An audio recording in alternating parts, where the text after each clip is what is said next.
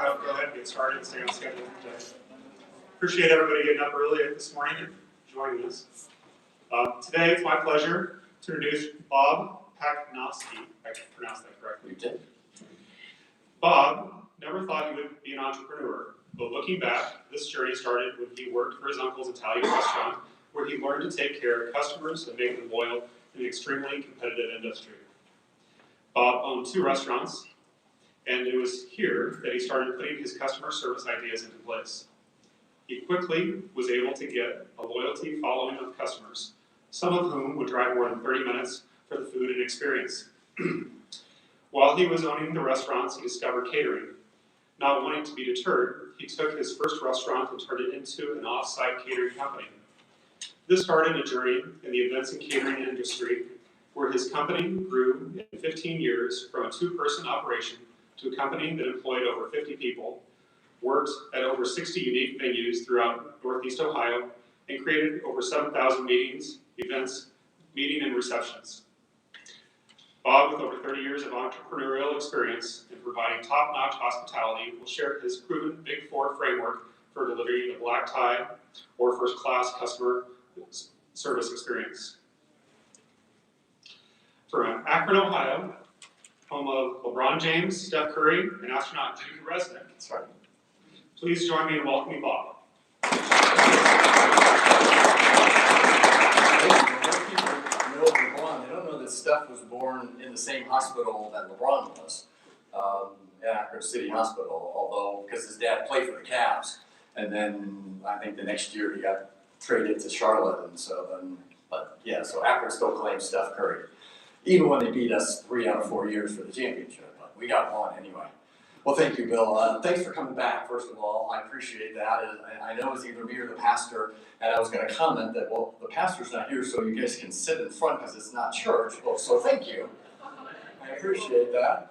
But I want to start today with a story. It's a story about a bus. And this story really exemplifies what the Big 4 framework that I want to talk about here today. And nothing's mentioned particularly. I will reference it as I move on. But it's just an average, ordinary bus, but it was anything but that for a mom and her son. See, about 3 years ago, when my dad was still living, they lived in senior living, as I mentioned yesterday, but he fell and he broke his shoulder. And so he had to go to skilled nursing, which is about 15 minutes away. Now, my parents were married for almost 59 years, and my mom was the caregiver, right? And she had a really difficult time letting the staff care for my dad. And then when he went for 3 to 4 weeks of skilled nursing, she was by herself in the apartment, right? So I really tried to encourage her to get involved in some of the daily activities at where she lived. And one of those was a scenic tour around the city where she lived. It was a Wednesday afternoon, and she signed up for it. I was pretty excited for her. And so it was 2 o'clock, and so I waited until the end of the day, right before dinner, and I called her and said, "Hey, Mom, how was the tour?" I said, "I didn't go." "Mom?" She said, "No, hold on, wait. Wendy took me to see your dad instead." I was pretty confused by this. Here's what I found out the next day. See, Wendy was the activities director, but she wore many hats like all of you in your business. She was also the bus driver, right? Well, what happened was 10 residents signed up for the bus ride that day, but only my mom showed up at 2 o'clock. Now, Wendy could have done the customer service thing and said, "Well, Beth, I'm sorry. I tried. I sent out the invitations, follow up. Beth, I'm really busy. How about we do this? The next time we have a bus tour, you'll be the first one on the bus, and I'll give you a little gift." And frankly, I think my mom would have been okay with that. But Wendy didn't do that. Wendy knew my dad was where he was, 15 minutes away. Wendy had an hour. Wendy put my mom on the bus, drove just the 2 of them, 15 minutes, dropped her off, to have her spend 30 to 40 minutes with my dad while she was still there, waiting, and brought her back. Ladies and gentlemen, it was supposed to be just a 60-minute average, ordinary bus ride for my mom. Turned into a 90-minute memorable experience. For not only her, she couldn't stop talking about it, but the son who's standing here in front of you today. My question as I start, how many Wendy's do you have on your staff? How many Wendy's do you have that are not just satisfied with doing just customer service, but always looking for ways to go above and beyond? And so that's why I've titled it this. It's called The Big Four to Creating More Storytellers for Your Organization. Now, I'll be honest with you, as I've done this for a few years, this job, this profession, I've learned that you gotta make the titles a little sexier, right? I've heard of the 4 principles to create the blank experience. So but this is true, right? And this actually was put into place before I put the five laws of hospitality. This was my very first framework for my team, right?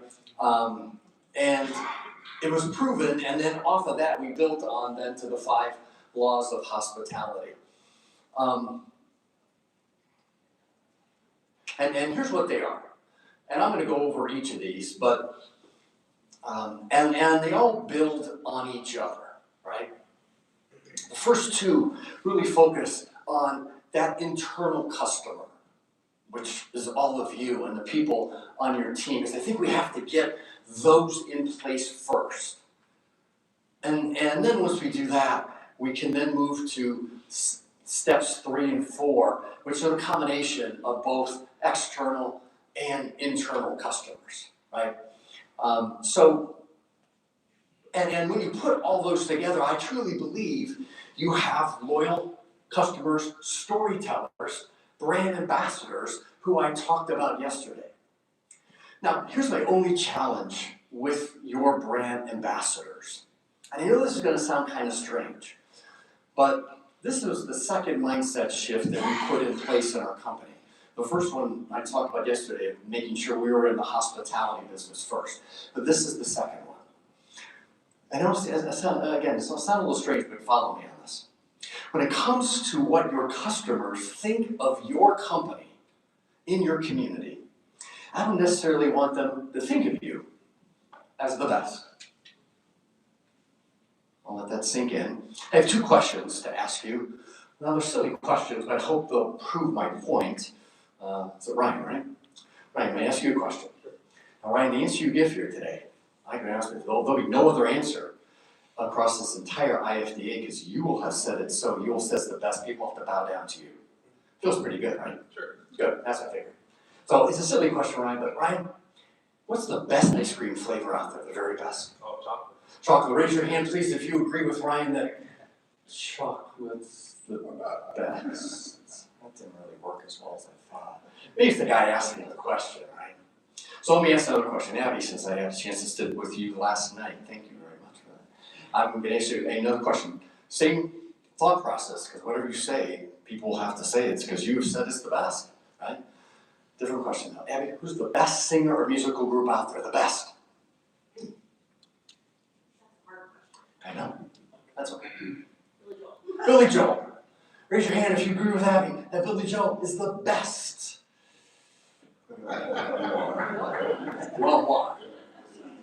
Bill said he was the best. Ladies and gentlemen, can you see the challenge when you claim to be the best in the role of public opinion? That's what it is. It's an opinion, and everyone has one. See, when I started out, I was telling my staff, you know what, we have to do everything in our power. We have to be the best. People have to think of us as being the best. We weren't the best, ladies and gentlemen. There were companies that were bigger than us, that were probably better than us. And then I figured it out. See, folks, best is good. Please don't misunderstand me. But here's where I want you to focus on. I want you to focus on being the favorite in the minds of your customers. Because favorite is better than best. Favorite means you're doing all those things during the entire customer experience, so that when someone says, hey, where's the best funeral home? You know, I'm trying to look now for my mom. You know what, you gotta go to Bentley Funeral Home, we gotta talk to Henry. And let me tell you the stories why. And that's why I love this quote from the famous restaurateur, Danny Meyer.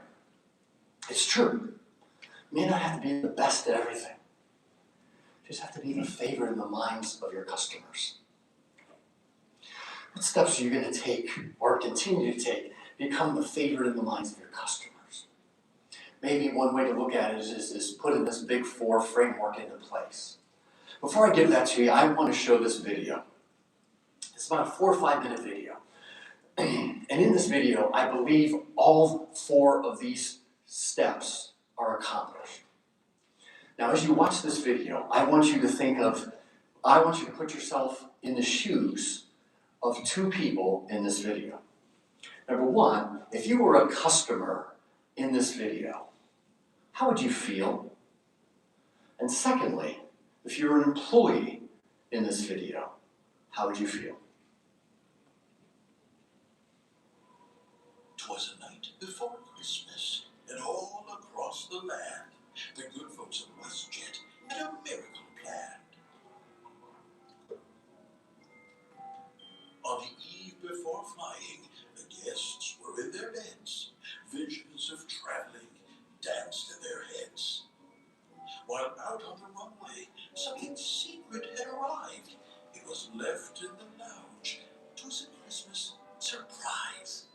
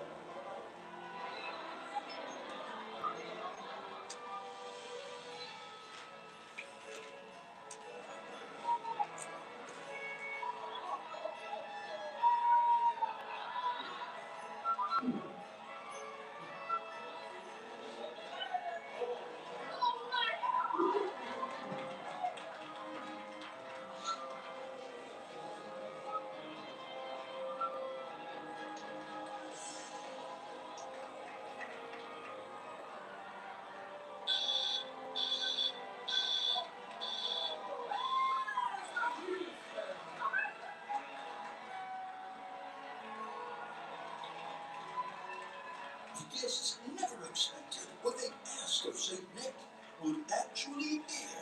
It was all quite a trip. A WestJetter would say it was more than mere fun. Miracles do happen when we all work as one. We'll give Santa the last word on this most special night. Merry Christmas to all, and to all a good flight. Ho, ho, ho. So before I ask you, let me give you a little backstory on this, right? So both those flights left from Eastern Canada, Toronto and Hamilton, Ontario, and they were going to either Edmonton or Vancouver, one of the two, but they were 4 hours away. So that's all they had, was 4 hours to get that done. Now WestJet didn't do this to create any sales. There's nothing about sales. This is about the culture of their company, right?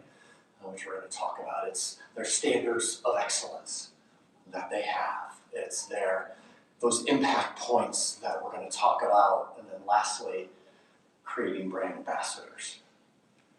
I'm curious, if you had a chance to fly another airline for $30 or $40 more based on that, would you?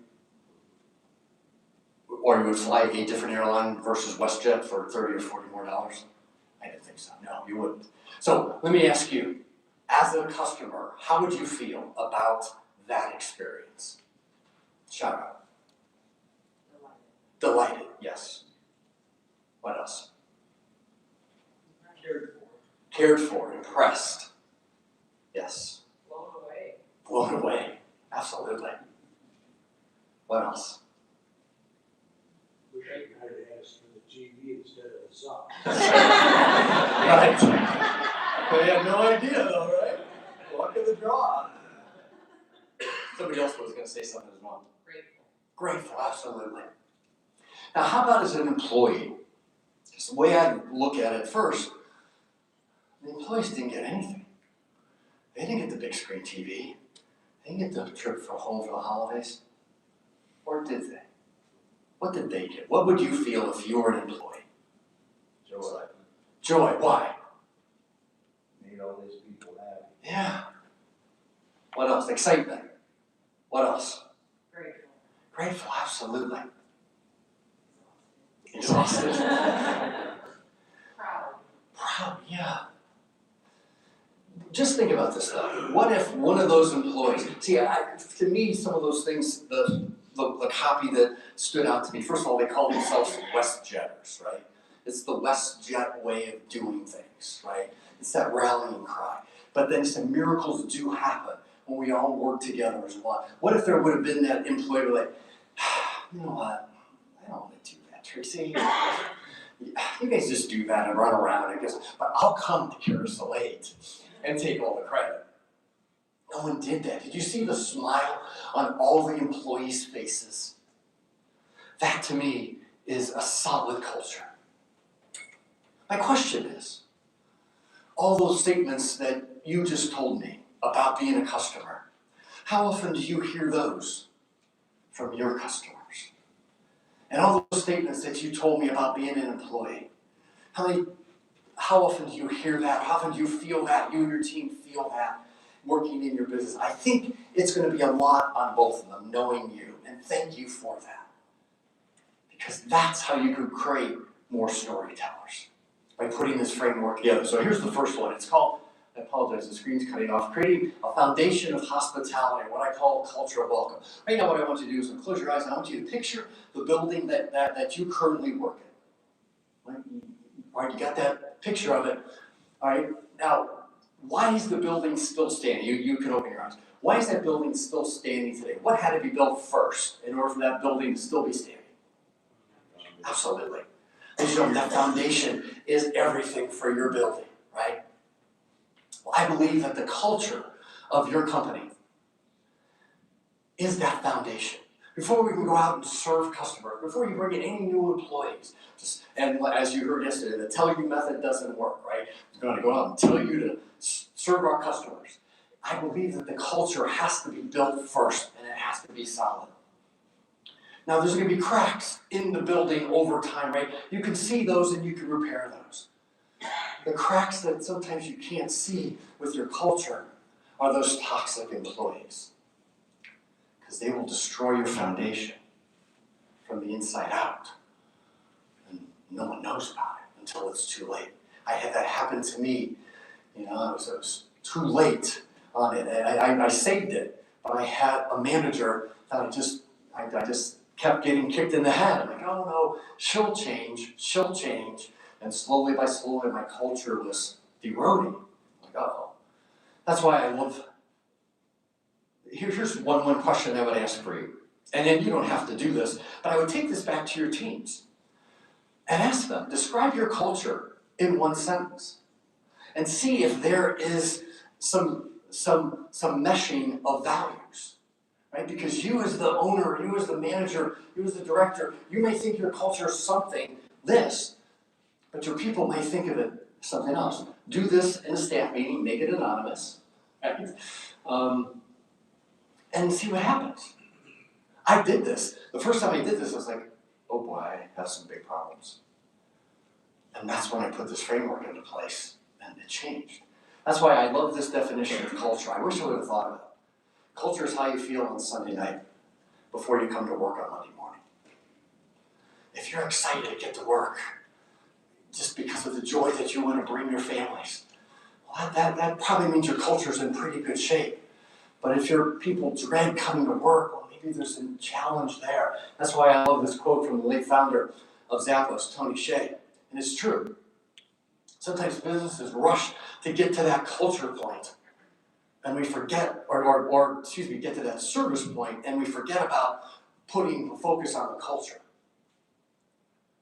And ultimately, we can't deliver great service if our people aren't happy. And that's what I had until I discovered what I call my golden circle. These are the three major tenets that we put together in our company on this first principle. And it all started with culture, which I'm going to talk about here shortly. But not just in the interview process, but in the onboarding process, and in the training process, and in the mentoring follow-up process, coaching process. Everything we did along that entire gamut, we focused on culture. And then we talked about being leaders. This is my own opinion. But I think that everyone in your company is a leader. See, I don't think you need a business card or a title to be a leader, because a leader is someone who empowers others, mentors others, influences others, values others. And so I told my team, you are all leaders in my company. And then, once we got done with that, we then talked about the customer service experience. Right? We only had one shot, ladies and gentlemen. You know, we did the 25 Pro Football Hall of Fame parties. One of them was for Ralph Wilson Jr., the iconic owner of the Buffalo Bills. He got in the Hall of Fame at age 91. 750 people at this party. I couldn't have gone up to Mr. Wilson afterwards and say, yeah, Mr. Wilson, I'm sorry we screwed up your party. Our staff doesn't like each other. They really don't like to work together. Can we come back next week and do it again? I promise you it'll be better. You have to pay for it again. I'm not paying for it. I couldn't do that, right? And so this was how important this was for us. And so what I then created was what I call my black tie formula for our solid foundation or culture. Now you may have something already in place that's so great. This is what worked for us, right? These are the four things that worked for us. Is identifying what our vision and mission was and letting everybody on our team know what that is and how they can help play a part in achieving that vision and mission. See, I could have been like, here's my mission, you're going to do it this way, I don't care what you think, there's nothing else to say, go do it. Yeah, I don't think so. Right? So vision and mission. And then you add core values to that. I talked a little bit about that yesterday. Then you add your purpose, which we'll talk about. And then finally, we added a mantra. Does anybody have a mantra here for the company? Does anybody know what a mantra is? It's okay. So a mantra, think of the mantra as the internal mission statement for the team, right? That's that rallying cry that everybody gets behind, right? And I'm going to give you some examples of mantras. They should be between 3 to 9 words, 3 to 10 words, right? Because if you say, well, our mission at Bentley Funeral Home is to provide outstanding service, blah, blah, blah, blah, blah, blah, blah. Your people are like, Henry, I don't know what you mean by that. Break it down, right? What's that rallying cry? So that's what we did. And we put all that together. Then I had brand ambassadors. Let me ask you this question. I have two questions to ask you. First, I'm going to ask a question to the owners, directors of the funeral homes. Do you hire for culture and train for skill? Or do you hire for skill and train for culture? Before you answer that, you do not want me embalming a body. First of all, I'd pass out. That's the first thing. But folks, I'm living proof here. I turned away some incredible executive chefs in my company. They were so good culinary-wise, they could beat Bobby Flay. But they weren't going to mesh with our culture. In fact, just yesterday, the CEO of Southwest Airlines dismissed a senior executive candidate for his company because he wasn't going to fit the culture. Why? He was rude to the receptionist and most of the other people during the interview process. That's what I mean. But here's the question for all of you. Do you hire your staff or do you select your staff? What's the difference? Well, selecting staff is I empowered all my brand ambassadors. So you know what? I need you to go out and find people exactly like you that fit our culture.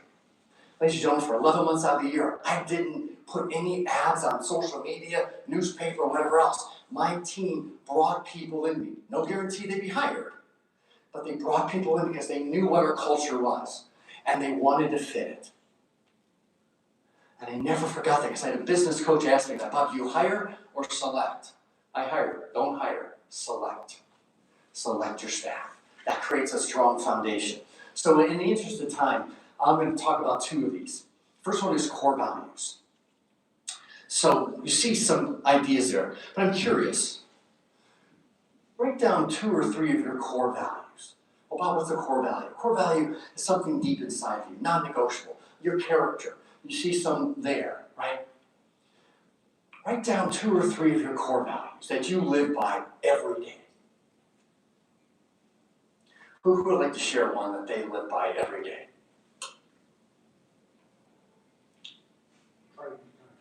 Kind. I love that. Thank you. What else? Honest. Honest. Thank you. Absolutely. What else? Anybody? That's okay. Now, these are all good. What I would do is I would challenge you. We must make these behavior-based. We do that by adding an action verb in front of that word. How do you show kindness every day? Write it down. How do you deliver honesty every day? Right? And here's a great exercise for you and your people. Have your people do this in your staff meeting. Have them make 2 copies of their core values. One for them, one for you.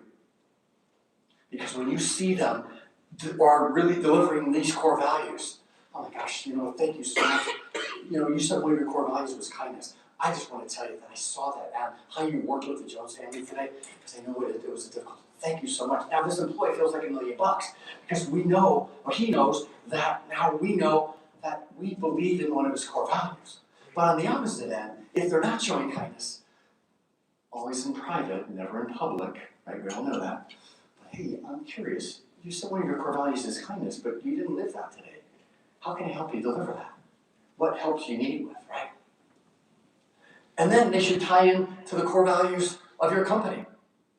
Here are 2. By the way, this company on the left, see that theme? Be ridiculously amazing in everything we do? That's their mantra.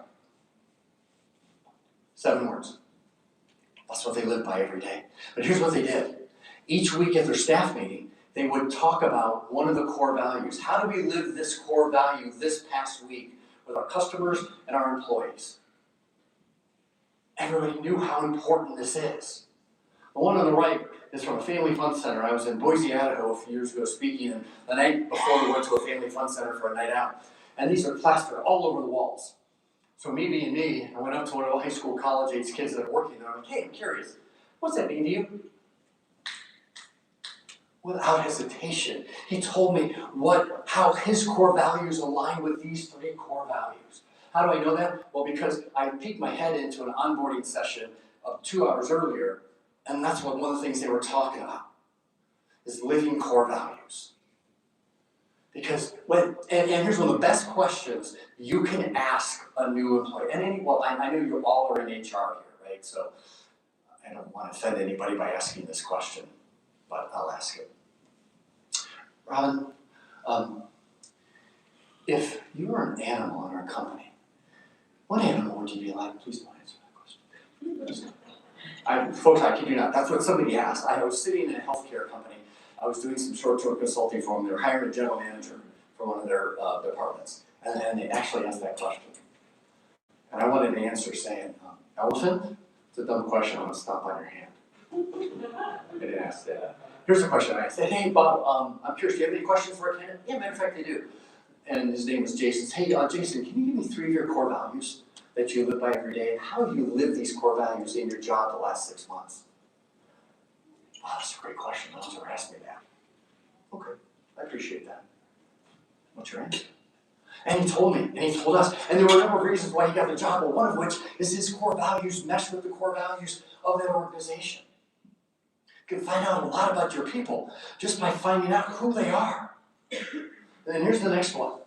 It's called purpose versus function. What do you do? I'm sorry. What do you do? I help people with bosses. I love that. You kind of jumped ahead, but I thank you for that. I appreciate that. Ron, what do you do? Professionally? Yeah. Assist others with not so pleasant situations. Absolutely. See, both of you guys went to the head of class, because normally what I get is, well, I work in accounting. I run a funeral home. Right? That's easy. That's the function of your job. What do you do? You kind of answered my question, David. I appreciate it, but why do you do it? That's all I know. That's a good answer. And I think, Ron, you answered my question too. Why you do because you want to assist people, right? That's your purpose. That's why I love this statement. Because if you understand your purpose, it'll affect how you perform your function. But what is easy, ladies and gentlemen? Why do your people come to work every day? What gets them out of bed? I understand how important money is, but we all know money does not buy happiness. There has to be something else on that, or when that alarm clock goes off, gets everybody out of bed. Whatever that is, that's your purpose. And so everybody should have that purpose, right? You're all small companies, so you do everything. But in some larger companies, when I work with them, the person who does the maintenance and groundskeeping, his purpose or her purpose is to create a great first impression for visitors. He does that by doing the grounds. Do the same exercise with your people. Find out why do they do what they do? And when everybody gets on the same page, that just strengthens that culture. So whether you drive the limo, and that's all you do, but why do you do it? Or when you're in those meetings, if you're that salesperson, why do you do what you do? You put all these together, ladies and gentlemen, you have the mantra, you have the vision, and now you have the makings of a really strong culture that is a solid foundation on how you can move forward. And when you move forward, you then create your standards of excellence. I was in Ann Arbor, Michigan a few years ago, going to speak at a conference. I don't know if you guys have any Meyer grocery stores here. It's a big chain in Michigan and Ohio. And I got to the checkout and look up, and 20 feet in the air, 20 feet across, is the sign painted from the founder of Meyer. Set your standards.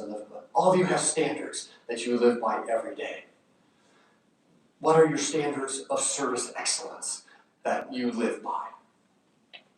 And does everyone on your team know what these standards of service excellence are? Right? When Lily said, just go and set a room, you have a standard of service excellence. Does everybody have that playbook? If you have a playbook, you don't have to have a playbook, right? But I think you have to have something that you talk about in onboarding that everybody understands. So we had templates. Paragraphs 2 and 3 were non-negotiable for a prospect and for a contract. They had to put this verbiage in the email. Paragraph 1, you could personalize. Paragraph 4, 5, you could personalize. Paragraphs 2 and 3 were critical for us. That was a standard of service excellence that we had. And everybody got on board. How about this guy? What's your standard of service excellence for working with an unhappy customer? And does everybody know it? Because most people hate conflict, right? We're going to run away when someone says, I have a problem. I can't help you. I don't know what to do. I'll have to call Abby. Where is she? She's out. Great. Right? So what we did is I put together a standard of service excellence called RAVING. R-A-V-I-N-G. It's a 6-step process. It's an acronym. And we trained our people on how to turn an unhappy customer into hopefully a raving fan. Now, sometimes they couldn't find out or they didn't have the final answer, but they were that first point of contact, that first point of diffusion. And then they said, you know what? I don't know the answer to this, but I know who can help you. Let me talk to them, and I will make sure to follow this to get you the right answer. Now that unhappy customer now gets a little less stressed. See, here's what I found. Most customers who are unhappy really don't want to say anything to you. But the ones that do, they want to help you out to get better. The ones that walk out of your funeral home, how was your funeral service? And they say the dreaded F word, ladies and gentlemen. You say it all the time in restaurants. Right? Fine. Tell me more. See, when they walk out and they say fine, who are they also going to tell on social media or wherever, right? So we had to put that into place. Now, standards of service excellence sounds like a really big thing to say. So we can now, so we consolidate it into this. What is your way? Not Abby's way, not Henry's way, not Bob's way, because Abby, Henry, Bob can leave. But name it, right? The WestJet way, the Bentley way, whatever it is. Now everybody gets behind that. Let me show you 3 companies that you know really well that I believe have a way of service and one you've never heard of. These guys have a way. The Ritz, it's the Ritz way. By the way, the Ritz has the best mantra I've ever heard. It's 9 words, ladies and gentlemen. We are, ladies and gentlemen, serving ladies and gentlemen. Every shift meeting before they close, remember, today and every day, we are, ladies and gentlemen, serving ladies and gentlemen. You know that the Ritz empowers their employees. I know you can't do this. I can't do this either. But the Ritz empowers any employee, from the housekeeper, the VP of sales, the doorman, $2,000 allowance, no questions asked, to make the guest experience right. There are stories of a guest leaving their laptop in San Francisco. A housekeeper finds it. He or she or somebody hops on a plane, tracks them down, hops on a plane, delivers it, and flies back. No questions asked. That's the Ritz way. The Ritz has 3 steps of service. That's all they have. They have 20 credos, but they have 3 steps of service. Everyone knows them. And they train their people constantly on it. These guys have a way. Does anybody buy from Zappos? Right? No? Well, Zappos is a shoe company. Well, they're still a lot more than shoes now. Who would buy shoes online? So much so that they sold it to Amazon for $1 billion. But Zappos trains their call center employees to stay on the phone call as long as humanly possible. Why? They want to form that relationship with the caller, with the customer. Where most call centers are like, right? I mean, there's stories of when the eclipse happens and people call Zappos and they just talk to them, customers. They just talk to them. I don't know why, but these guys definitely have a way. See, at Chick-fil-A, they don't say, how may I help you? They say, how may I serve you? At Chick-fil-A, they don't say, no problem. They say, it's my pleasure. Now, ladies and gentlemen, how many of you have teenagers or have had teenagers living in your home? How is it that your 16 and 17-year-olds cannot make their bed or clean their room to save their lives, but Chick-fil-A turns them into customer service rock stars? It's gotta be the training and the standards of service excellence they set. They sell chicken sandwiches with pickles. The average Chick-fil-A, open 6 days a week, sells $4.4 million in sales. The average KFC, open 7 days a week, sells 1.1. They sell the same food. What's the difference? It's gotta be the people. And the standards of success. And this company you've never heard of. This was my company in Akron, Ohio.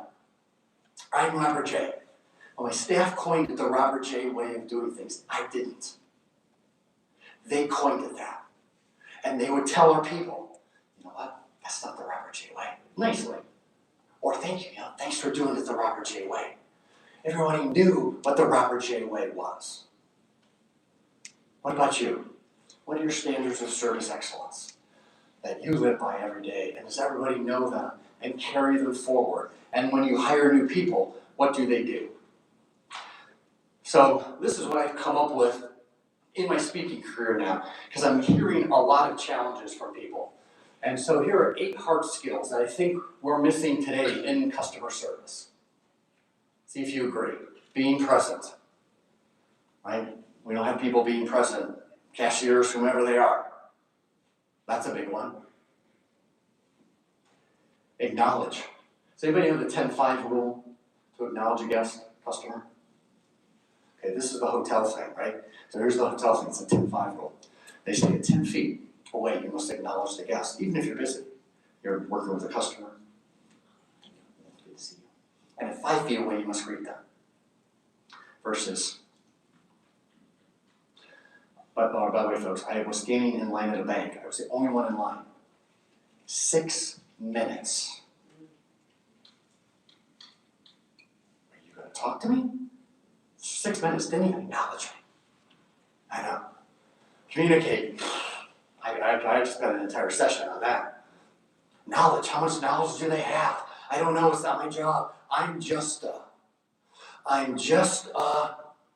associate. I'm just an office manager.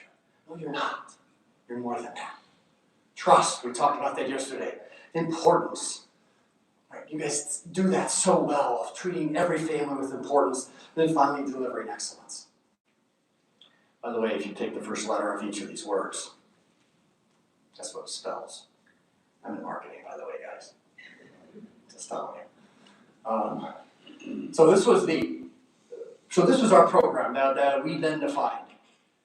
And it was continuous. It first started with that onboarding training program. I talked about that yesterday. But here's what I found out from the onboarding training program. Is that I had people work part-time, I had full-time, but those that work part-time, they maybe not have got on the schedule for 2 weeks, 3 weeks. Guess what? They forgot most of it. So I said, wait a minute. Let me put the mentoring coaching program in place. And what I did is that I empowered my veterans to become coaches, mentors and coaches for the new people.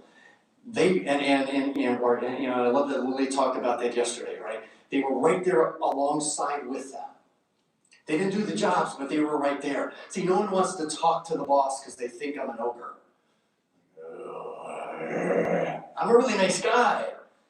Well, I can't talk to Bob because, But now they had this buddy that they could talk to. And guess what? It made them more confident in their job, and it built our retention. But then the last thing we had to do was measure and follow up. And I wish I would have done this more. I did this about 4 times a year. I brought all of our team back on a Saturday morning. I said, folks, here are the things we're doing well. Boom, boom, boom, boom, boom, boom, boom. The list was endless. How did I know that? Well, we observed it from management. But I had mystery shoppers in my audience say, hey, guys, can you do me a favor? Yeah, can you just watch our staff tonight? Absolutely. Tell me what we're doing well. Tell me things they need to improve on. Here's all the things we heard. Folks, they're doing well. Thank you. Let's keep it up. Here are the 3 or 4 things we need to do better. Boom, boom, boom, boom. And we're going to do them right now. We're going to practice them right now. All of a sudden now, folks, you put these first 2 together, and now you have a great foundation, which you can now move on to number 3, which starts with this video.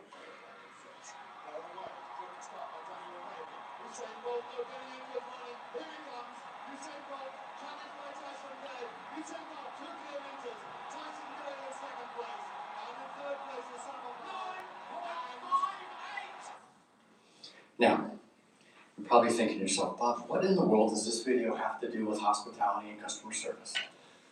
Absolutely nothing. until the last words you heard from the announcer, 9.58. See, in 2009, Usain Bolt set a world record in running a 100-meter dash in less than 10 seconds. Show of hands, can any of you outrun Usain Bolt? Please raise your hand. And if you can, please move to Colorado Springs right now. You have an incredible career ahead of you as an Olympic sprinter. But there's something you do every day, hundreds of times a day, that takes less than 10 seconds. And your customers and prospects do it to you every single day. You all did it to me yesterday. Who's the guy in the bow tie in Texas? I did it to you. See, folks, science shows that it takes less than 10 seconds to form an impact or an impression in the minds of your customers. That's all it takes, 7 to 10 seconds. And if we can't make up our minds, it takes another 30 to 45 seconds. That's why you've always heard the saying, you can never get that second chance to make a great first impression. Get the second chance, but you lose that opportunity to make that great impact or impression. So, number 3 is enhancing the experience you offer with impact points. And there's my definition of an impact point. I believe the key word is the word that I put in quotes, purchase, because they're not going to purchase anything from you. They come to your funeral home for a tour, for a visit, and the person's late, or they're sloppy, or they might be rude to them or whatever, and they're like, well, thank you very much. Yeah, we'll be in touch. Oh, God, great, I think I got it. And then you call them, oh, yeah, we're just really not sure yet. And then you call them again. Well, we're going to go somewhere else. It's a better fit. Well, what could have happened was the impact points that they made, your team made, your business made on them. And so, what I need you to do is I need you to become your customer. When's the last time you were a customer in your funeral home? When's the last time anybody on your team was a customer? How do they know what your people are what your customers are going through? Right? That's why I love this statement from a speaker friend of mine. You must see the world through your customer's eyes. You must see the way your customer buys. It's all about impact points, ladies and gentlemen. Which means this. Attention to detail. I want to prove that to you right now. I have 3 images that I want to share with you. I took all these. I want you to think of or put the first word or words that come to your mind when you see these images. I'll give you a brief explanation on it. First one is I want you to find the grilled chicken sandwich on this menu.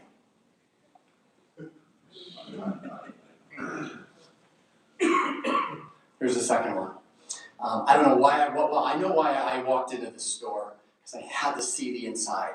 Here's what I found as I walked out.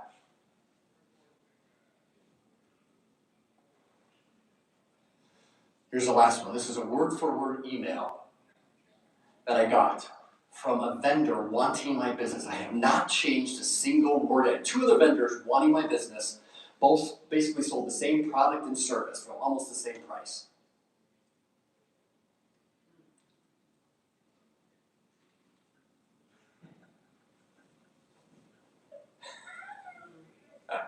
Shaking your heads.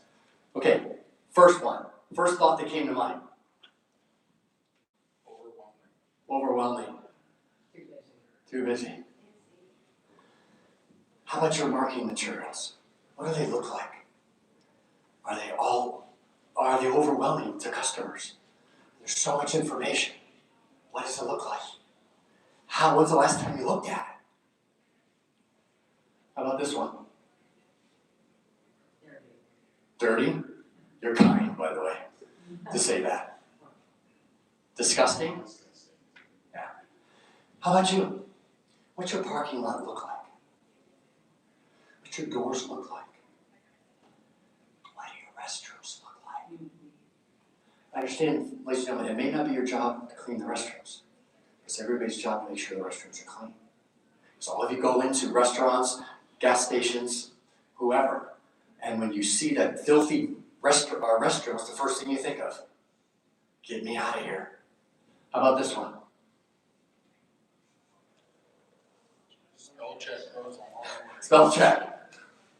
You make really fist impression. Details matter. What do your emails look like? How do you send out things? Because at the bottom of our emails, we're really proud of this. We have our signature. That's my name and title. Connect with me on LinkedIn. Follow me. Follow us. Folks, that's your brand.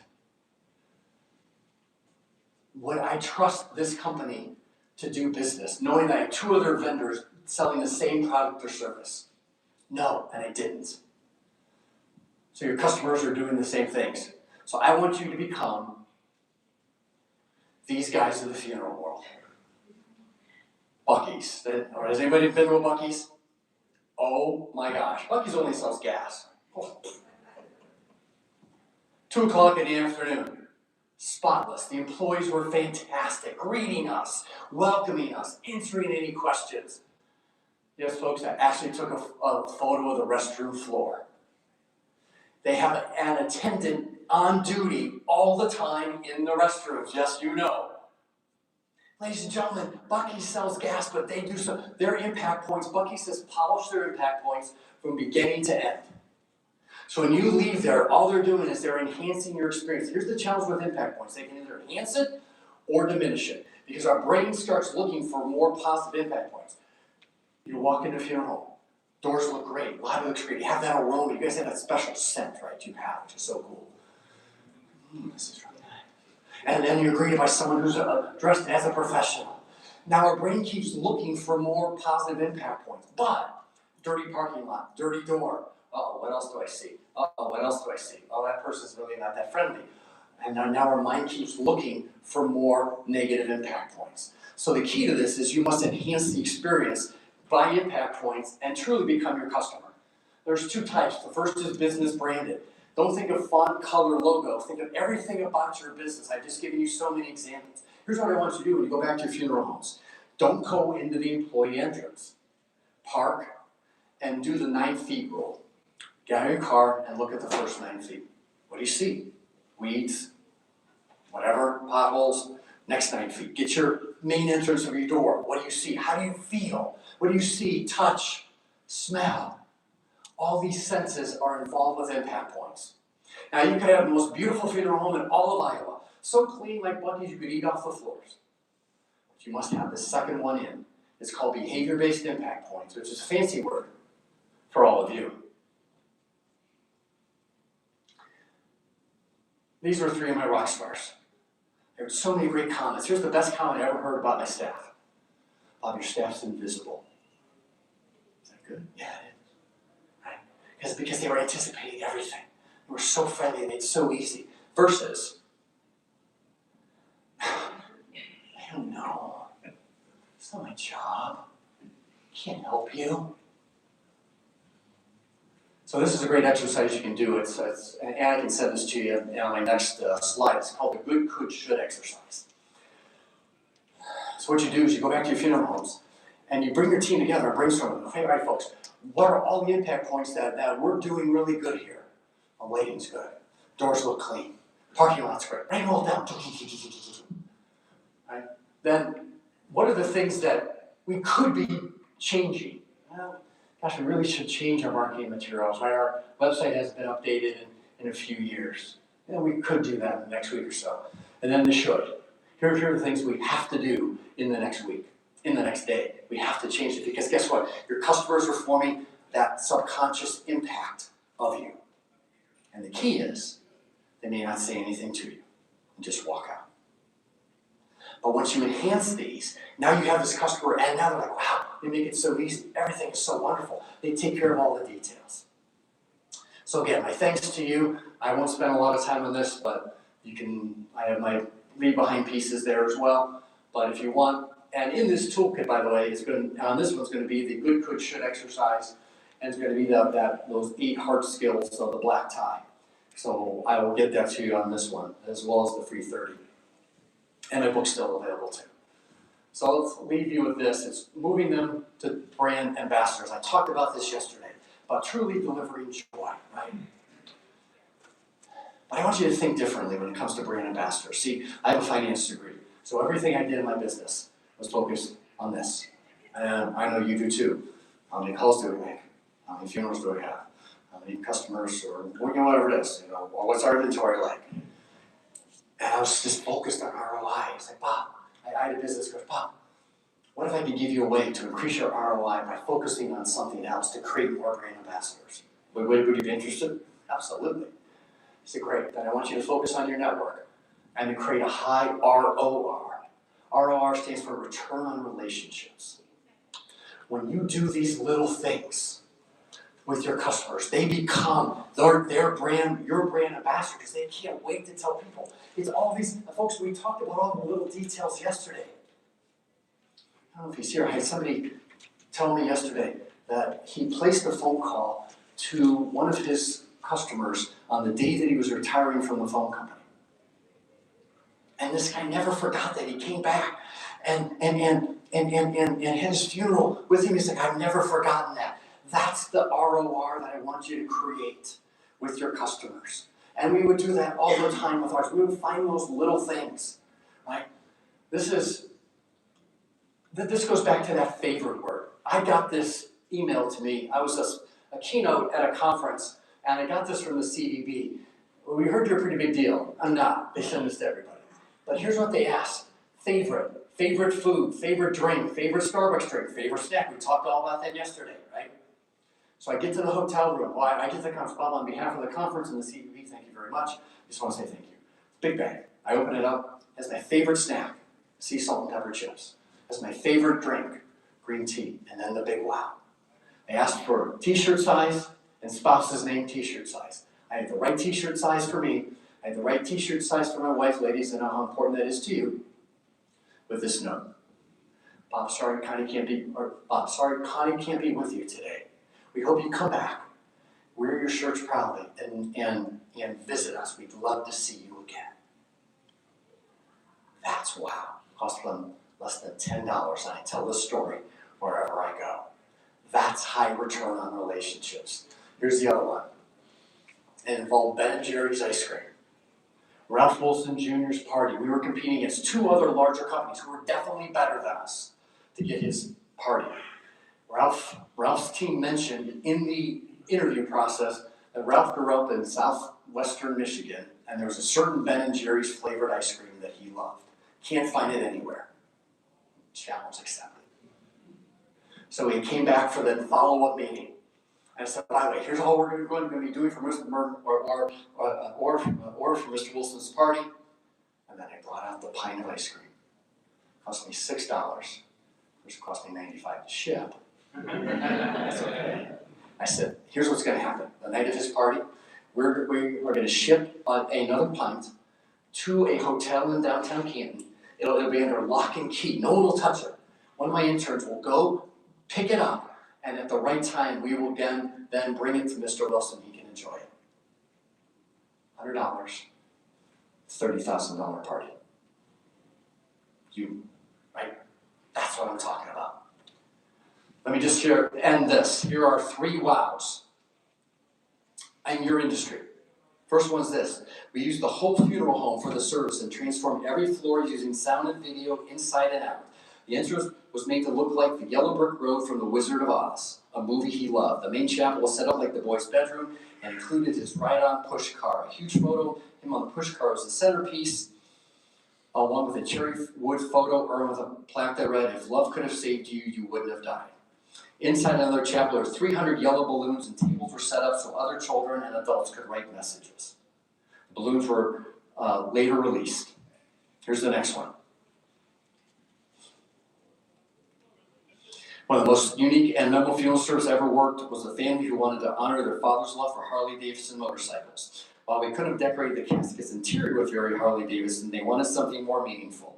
Or while we could have. They wanted him to ride a Harley-Davidson for eternity.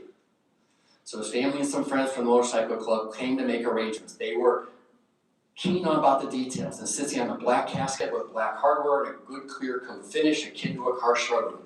The son was an automotive detailer and wanted to detail the casket to make it look like his father's beloved Harley. On the day of the funeral, it featured over 50 motorcycles in the procession, led by a flatbed tow truck with a casket on display for all who passed the procession on his way to his cemetery. Many were in awe, wanted to know where the casket was from. Here's the last one. Recently, we handled the services of a woman who had been a executive secretary for a defense contractor. She wasn't they said that she wasn't really religious, had no hobbies or a large family. Her career, which she took great pride in, was her life. So we made the focus of her memorial visitation and funeral by bringing her desk into the funeral home and arranging it just like she had in working days. Her urn was placed in the center, allowing individuals to pay the respects in an unconventional yet respected manner, rather than the traditional setup. Here's the key. The hundreds who attended it will never forget it, nor will her family. Folks, put all this big four together, and again, you have the opportunity to become this. And I know you're there, right? I just want to reinforce that all the things you're doing so well. And keep it up. But I want to challenge you to get to that next level. Because if a small company in Akron, Ohio can do it, and because of that big four, there were the bus from 25 Hall of Famers, the parties we catered. If a small company in Akron, Ohio can do this, trust me, anybody can.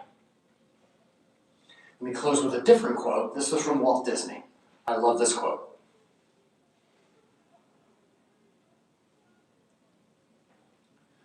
This is the power of storytelling, ladies and gentlemen. WestJet had it. Wendy had it. I still tell the story wherever I go. Put the big four in place and watch what happens so that people will want to bring others and show them how well you do what you do. Thank you again.